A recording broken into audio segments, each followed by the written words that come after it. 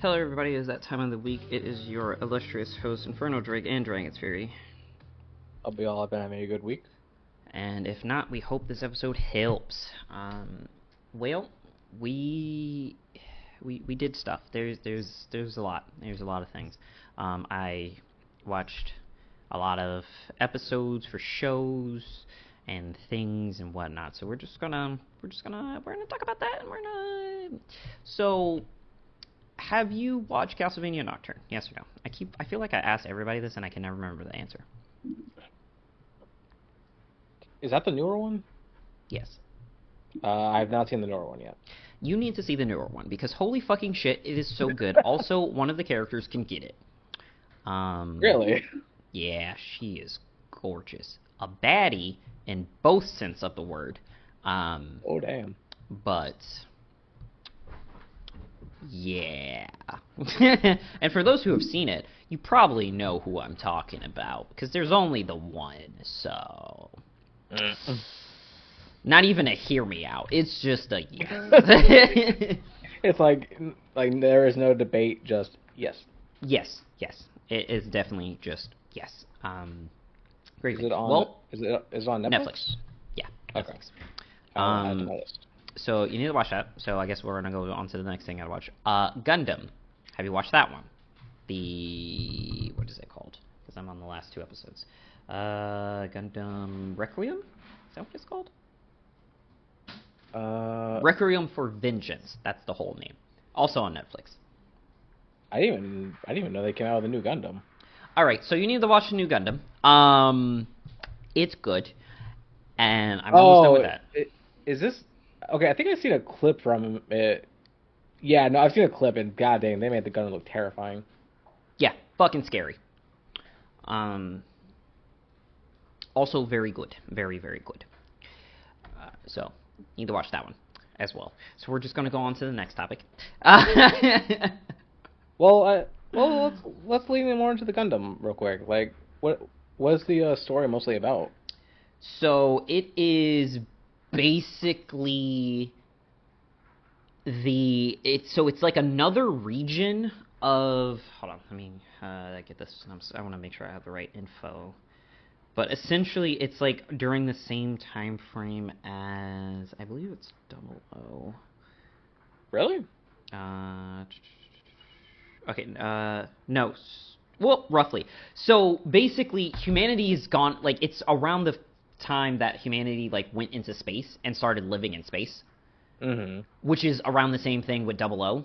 Like, they had, the elevators, now people are living in space or whatnot. So I want to say it's after that, like, time frame-esque, because, like, there's, like, full-on colonies in space, Okay. versus 00, where it was just kind of, like, the rich can be in space, and it's kind of like a spectacle kind of thing, not, like, actually, we are living in space yet. Yeah, well, it's basically just a little bit after that, like, not just like, oh, we're just here and there. No, we're everywhere. Yeah, no, we're actually, like, in space, like, remember Alnona? And Yes. It was like, oh, hey, like, here's the humanity that was born in space and, like, the colonies and all that. Same concept. Like, they have their own designated name and everything. Like, so it's that, and they come back down to Earth because they're having a civil war with the Terrans, I guess would be the best way to describe it, of Man, I realize that all know. them, yeah, of them basically being mad that like the people who've been living in space, like, want to come back to Earth, but they were like, well, we're from Earth too, like, just because, like, we live in space doesn't mean we're not, like, humans too. So it's, the classic debate of, like, separate or whatever. So it's just full on war. And I say around the time of 00 because there's rumors before, like, before they first show the Gundam. Mm-hmm. There's a dialogue piece about them hearing rumors of Gundams. So it's not, so basically the Gundams have been shown. So they're just in another region that's, like, kind of like elsewhere. It's almost like it seems like it might be Russia, because there's like a lot of forest that they're trekking through. A lot of like their villages are kind of like that, and it kind of gives like old Russia, right? Like very Cosmodrome, but not as like desolate. But it's like there's just vast open areas of land, and that's kind of like what Russia is. At least that's how it's depicted, right? And it sounds pretty cool. And then they have their own like mech types, mobile suits as well. So it's that development. I believe it's the Zaku's. Yes.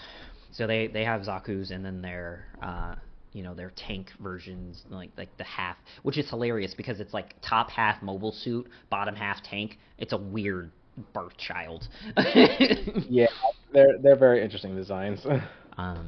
And so so it's like following the story of like the one of the like pilots from the space like unit. And yeah, no, the Gundam is fucking terrifying. Like ruthless terrifying. Yeah, because like I saw a clip, like they were calling it the White Devil or something. Yes. Yeah, I'm just like, yep, nope. If I saw that, I'd probably call it that too. Yeah, no, yeah, definitely warranted. So yeah, it's like I've been wanting a good Gundam show, so yeah, I'll definitely check this one out. Yeah, definitely good, very good. Because I forget what they were called, but the past couple Gundams I tried, I just could not get into. What was it? Iron Blood, and there's another one. Yeah, Iron Blood Orphans was terrible. Yeah, I tried. I couldn't. Like I gave it more than like, because like you know me, I like to give it at least 3 episodes. And yeah, I even pushed that to like 5, and I'm like, yeah, no, I just can't get into it. No good, no go. I tried. He was like, he tried. It was just not good. And then it's just hard to find good stuff. But they're trying to make a comeback. They're trying, and I'm hopeful, mildly. Arcane is why, because so I just finished watching episode 3. And when I tell you that I don't think I blinked as much as I should have while watching that episode, I believe it. It was because I was watching it at lunch, and like I see it's like 1 o'clock, so I gotta go back to work, and I'm just like, oh my god, my eyes are burning. Have I not been blinking? Like it was bad. Like what is this blinking you speak of? It's stuff like Arcane why I refuse to accept anything less. Like anything that comes out now that isn't just A-grade tier storytelling and greatness. There's one thing of just not like being into that genre, that's whatever, but the reality is that it's still a fucking greatly written story. And all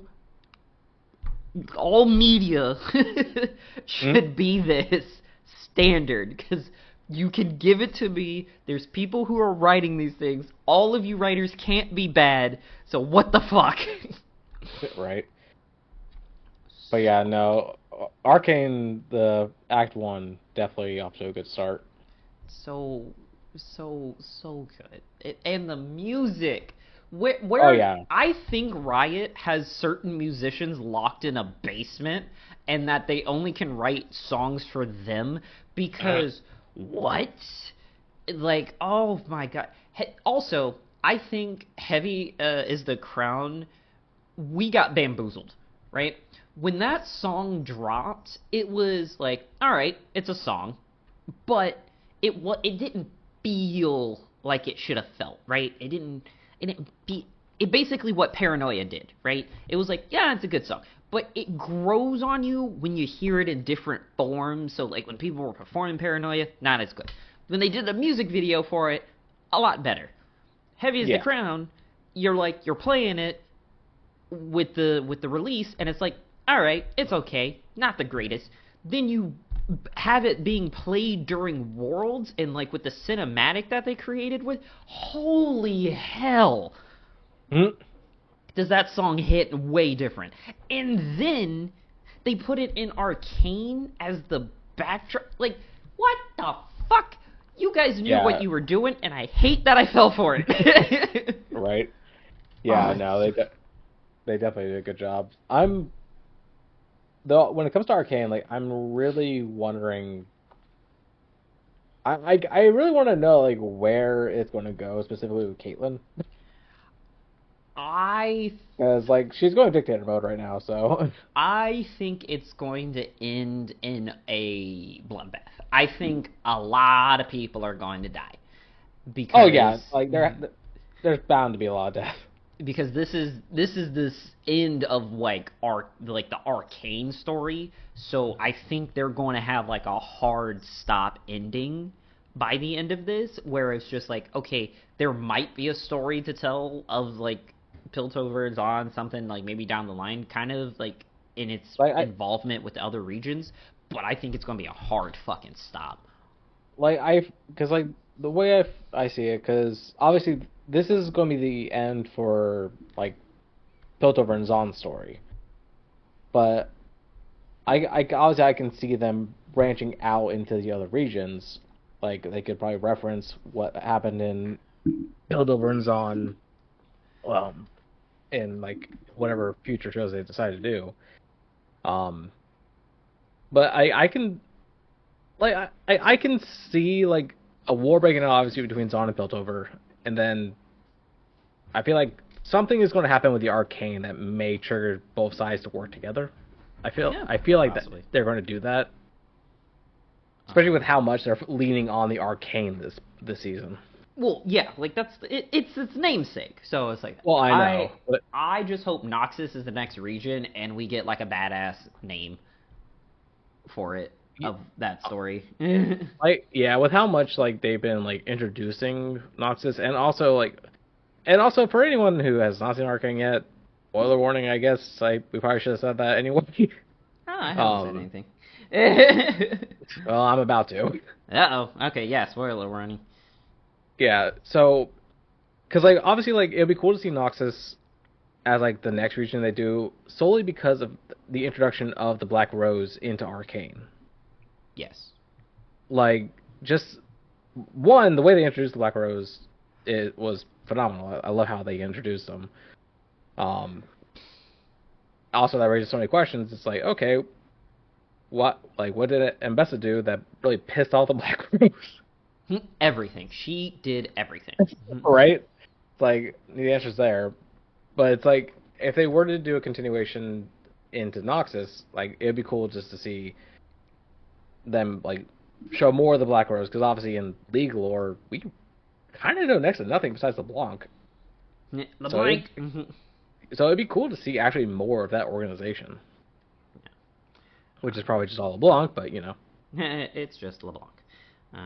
And so, yeah, completely pivoting away from this entirely. So obviously a lot of things are going on, especially around on like the TikTok with the whole political sphere for those who are international, like yes we might be okay over here in America. I can't mentally say not so much. Mentally not so much, but there's been a lot of videos and talks of whatever in like the political field of what's to come, what he's already fucking saying, this, that, and the third.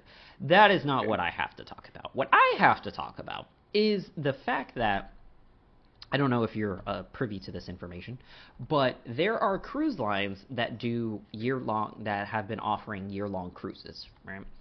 Really? And yes, so I don't think they're any of like the major ones. They're kind of like I want to say like the smaller ones. But they're essentially year-long cruises. So it's an all-inclusive one price, and you're sailing around, around the various destinations for the year, right? You're going all the way around, like you're going to destination here while you'll stay docked in this pub, whatever the itinerary looks like. That honestly sounds like a lot of fun. Here's where the thing gets crazy. Okay. This was shortly after the Cheeto gets, reelected. And then they added another branch. So this particular company, which is Villa Vi, Mm-hmm. Um, they had Interesting name. 1 year cruises, 2 years, whatever they say. So recently, it has come to my attention that they now are offering a 4 year cruise, which they're calling the 4 year skip forward. I love that. And so, That is perfect. now, mind you, the first time that they did a 3.5 year cruise was last month, right? And they're already offering the 4. So it's I was just like, all right, this They is knew what crazy. was coming. They knew what was Um, coming. and so it's like, oh, it's gonna spend a month in like the Caribbean. It'll be 4 months in South America. Transits, world wonders, like all of the stuff going just all around, going just to stuff. And then like when they're in these locations, you're staying there for like weeks at a time, kind of deal, right? So this is where I just kind of went into like a spiral, right? Oh boy. So I'm like, okay, yeah, a 1 year sounds like it would be fun. Like if I was in a situation that would allow me to basically be off the grid for a year, that would be really cool. I would love to do that, to be able to go, because I love cruises. I love all the cruises I've been on. It's been super fun. All the people I've met over all of the cruises, super great. Wish that I would be able to see these people again because it was like such fun. But again, you meet people from all over the country, all over other countries, and so realistically, you're only going to be friends with them for the time that you're on the boat. But that's a side point. So I was like, okay, I could, when you start getting down into the nitty gritty, that's when you start to realize, on paper, this seems really, really bonkers. So if for anyone who's actually been on a cruise for a decent length, like if you've done a week or longer, it's weird how time works on that boat. So at least this was my It's experience, quick. right? It's quick when it's short. It drags the fuck on when it's longer, right? So when I did my first ones, it was like the weekend ones. And it was like, yeah, it was so short. There was just no time to do everything. You want to do excursions. You get off the boat. You go do your excursions. You're back on the boat. You go to your next place. Excursions away. And it's just like, oh my God, the time's over. You had so much fun, but it's over, right? And so then we went on our week ones. And then that's when it like kind of was able to settle in. Like you have your first day, you're sailing and whatever, you kind of like get accustomed. It was like, okay, I can actually relax inside. You do your excursions, you do things, whatever, and then you're back on the ship, and then you're just sailing for a couple days, and then that's when it like sets in, because now you're basically set put, because now it's like, okay, now you can do all of the millions of things to do on the ships, especially if you're on one of the bigger ones. Like they have all these various shows, all these different, slots. Like I remember there was like karaoke going on. There was an ice show going on. There's just ice skating in general. You had all of for like the clubbers. It's like every night what you could be at the club for some event. Like the silent discos, the themed things or whatever, the movie theater, so you can go watch various movies that they were showing throughout the night. It was like, if you had little ones, you had like the designated kid area. It was, so you just had all the stuff that could keep them entertained. The amount of food that you could possibly eat / had access to, great. You have all this time to let it set in. It's always crazy knowing how much food they have on the ship, and it's crazy how much food you eat. And then it's like, okay, then you get off, you go do more excursions, yeah, and you come home, and it's just kind of like a nice, you feel like you actually had a vacation, right? Then I start to think of like, all right, packing for a week is a task in and of itself, right? I can't fathom the amount of clothing / luggage you would bring with you for longer, let alone a year, right? Because like I would assume these cruise ships have like washing machines and all that. Well, it's not a matter of like taking care of it. It's just the sheer, like, just the logistics, right? think about how many clothes you go through on a regular basis, right? And that's with like a set schedule. So like you'll have your set work clothes, right? And then you'll go through maybe 2 or 3 outfits on the weekend, and then you just have like one outfit for, the for like going out or something, right? So realistically, it would be like 4 weeks before you go through your actual wardrobe in like your normal schedule, right? But not on a cruise. You don't have work. You don't have a set thing of saying. So now you're going to be like, I need an outfit for every day. Like, I need a different outfit for every day. So now you need a whole new wardrobe to have with you so that you're, reasonably going through all the stuff that you would wear, and you don't have to, again, be friends with the people in the laundry area, or like they know you by name now because you've done laundry that much. You want a decent amount that, like, okay, maybe every couple of weeks you have to do laundry, right? That's a lot of fucking clothes. Oh yeah. Right?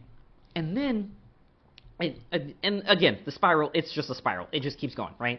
So then I like spring over into, all right, being around people for that long. Yeah. Especially new people. So now I'm going down, this is like the Spark Notes version, because I had like this conversation with my dad at work. So you're going down and you're like, oh, hey, here's all these, like, you meet people, right? Like you probably like become friends with like your suite mates or whatever, like the ones who are like next to you, or like the ones that down the hall, people you meet are saying, it's like, okay, now you're hanging out with them on the regular basis. You like, now you've synced up your food schedules. Now you're eating breakfast there, you're eating lunch together, you're planning like dinner or whatnot. You're going over and doing different activities, and like whenever the excursion times, you're probably doing the excursions together, so you're spending all this time, right? So now you have your little friend circle, right? But then what if you need more friends because you're tired of these? Because let's be real, seeing the same people over and over again gets kind of tiresome. So now you've branched off. Now you've developed 4 other circles that you now are cycling through. It's like, all right, here's my first 2-week circle. I hang out with you guys. Then I'm going to see what these guys are doing over here, work something out with them, and things. So you're cycling through monthly a set of maybe like 45 people. That's just to say... Right, but realistically, that it's like going to school. You're going to develop a schedule. You're going to go eat at this time. You're going to go do an activity at this time. You're going to see what's going on here or whatever. You'll probably just stay in your room. Like you'll be at the pools or whatever. It's because as humans, you need the pattern. You need the schedule to some extent, like, or you're going to go fucking crazy, right? So you're going to get settled in it, and then you have to worry about not being in a rut because you're doing the same shit over. Now you got to find something different. So now you're going to try to be all spontaneous, and it's like, oh, I'm going to go rock climbing or some shit. I don't know, like I'm going to jump off the building. You're going to go do something that's completely out of your like wheelhouse, which in certain cases can be good for you. It's be outside of your comfort zone, explore your options and see what else that you might like, all these things, right? Then it just gets like deeper, and it's like, okay, like 2 years, like 3 years, like this is degree program level commitment now. Like I am like a doctor going for my residency kind of deal. Like I'm going to see these people, the same people. And then side note off to, like, I would be best friends. Side note of side note. Yeah, I would be best friends with like all the cooks and all that, because in my mind, I see a service industry mutiny happening in those years. Why? I don't know. I'm just a pessimist. Because let's be real. If someone could snap in like the span of a month in working in food service, I could only imagine being on a motherfucking boat, cooking and prepping and serving that amount of people. Especially these boats where it's like tiny cities on the water, and you have all of these people. And my dad Like mentioned, I was like, I commend them for their hard work. yeah, and I was like, I'm going to make sure I'm not the one that when they go on strike, I'm not going to have food. I'm going to have a whole underground railroad system worth of food, or like the, cleaning people are going to be leaving me care packages of food in my room when they change the sheets. But hey, however it is that they need to get me the food, I'm going to make sure I'm not on their shit list. Yeah, that's never want to be on the shit list with a cook. That's for sure. And so I was just like, that just seemed like, and Dad was like, oh, they probably like have like a contract for only a year, and I was just like, yeah, that's probably fair because let's be real, that's ridiculous to be. And then also I'm like, where do you have to be in your life to be able to leave for 4 years? Uh, in a really well off space, But like or not even. just really want to leave. But like even being well off, like it's just hard to fathom because it's like, okay, even if you say you don't have debts, right? You don't have bills or whatever, you don't have profits, like you still have to maintain some form of residency, right? You still Yes. have to have something. So there's still going to be a property that needs to be managed. If it's not your property, it's somewhere that you have the ability to leave for long periods of time without worrying about it being taken from you, right? And then there's like, oh, okay, like insurance. Like how you have to have insurance if something like happens while you're gone or whatever. Like that's like a necessity. So like, and then most people have that on auto pay. But then, like you said, well off, because if you're not working or having, you have to have it as passive income coming in to take care of all these insurances. And then you have like, oh hey, what about like voting? Do you just not vote in all of the elections that happens in the span of 4 years? do That's you what it just sounds like. do you just forfeit that? And then it was like, okay, what was that? Like your vehicles, right? You probably have them for transportation, like when you're in the States or whatever. Who's paying for the registration? You have to re-up your registration. Like all of these things that you logistically have to have in working order for you, it's just so crazy. I can't wrap my head around it. Yeah, it's a lot. It's so much. But the fact that it can be done because these people are offering it and there's people paying for it. I'm actually curious, how much is it for the 4 year? Let's see if it shows on the site here. Because this is just an article about it. So let's see if it takes me to an actual thingamabobber. Let's see. Villa Vi Odyssey. Let's see. Because I know it's gonna be a pretty penny, that's for sure. Yeah, it's a pretty pity. Villa Vi Residence. Villa Vi Residence Odyssey. Okay, a minute furnished room deck. Yeah, because you're basically living. Decent size looking trip. Okay. Destinations, itinerary, shop excursions, deck plans, cabin info, schedule a call, book, schedule a consultation call. That's insane. A consultation? They All right. gotta make sure you're ready. All right. So these are. So I'm gonna give you a hint. So think of it as a living residency. Like that's Okay. right. That's what we're gonna say. So think of it as a living residency. So give us just an estimate of what the various villas would be. I'm gonna say for like maybe like on the low end, 20,000. That's adorable. Well, okay, well, So for an inside villa, yes. $139,999. Yep, I knew my gut was gonna hurt. Monthly fees breaking out to $17.50 per person for a double and $24.99 per person for a solo. Jesus. Monthly fees are fixed for the duration of the purchase, right? So that's just going to be a thing, right? So Yeah. this comes with the obviously it's furnished. It's going to be inside bathrooms, storage, a safe, room service, a little they say a workspace, internet, TV, climate control, a mini fridge, medical support, and weekly housekeeping and laundry services. Um, Hmm. you are able to, and you own this, so you're able to paint the walls, hang up pictures. Oh That's wow. within like you can decorate it how you want to. Storage is so they said it's every villa is designed for a long-term sea living. So extensive storage options like wardrobes, cabinets, drawers, shelves, under bed space capacity, all of that fun stuff, right? Hmm. Um, your villa can be leased or sold privately at any time by you with the potential of receiving a net return on your investment. So like it's a What? full blown thing like of like ownership of this. So like you could be like, "Hey, you want to rent this villa out on this boat?" kind of deal, right? And it has like the breakdown of like how long you own it and then how much the buyback percentage is and all this stuff, right?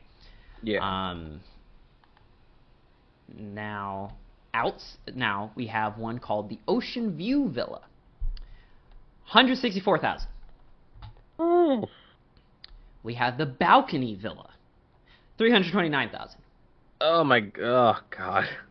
But wait, there's more. We have the Deluxe Balcony, Oh boy. 369,000. Dear freaking Lord. And to round us all out, we have the Villa Suite, 439,000. Oh my God. God, we would need some like of our GTA money for this kind of thing. It would be my GTA life in order to afford it. Yeah, pretty much. Oh God. Like, I would have to have the helicopter to fly off to go run the drugs on land so I could have the money to pay my monthly fee. Right? Because God. we'd be so low. Well, I'd be double because I'm married. So for the villa suite, it's $54.99. Like that's Jesus. insanity. That's so much. Yeah, no, it's crazy. So also just the fact that it's like, hey, here's 4 years because someone just so happens to be in office that you guys may or may not want to be around. So how about these multiple yeared option getaways? Right? It's like, yeah, if you don't like who's in office, just leave. Just leave. Literally. So yeah. God. Yeah, it's gonna be an interesting 4 years. Uh, $5 on my bills up. Yeah, probably. So thank you everybody for listening to the rant funness of the down spiral of holy crap, like this is a thing. And we hope you Wish us all luck, please. yeah, hope you survive through. Be sure if it's still available because they only last for 2 weeks. To check out the recent stream. I think there will be a week left, maybe. Hopefully, if it's not there, hope there's more pop-up streams that I do. Predecessor, we had guest Wyatt with me playing for that. Also, join the Patreon so that you get the other half of the content that is available. Got a lot planned in the future and a lot to come in conventions or whatnot. News being, I am going to Tampa Bay Comic-Con next year, so I will have content from Nice. that trip. And so it will be fun. It'll be fun. Until next time. See ya.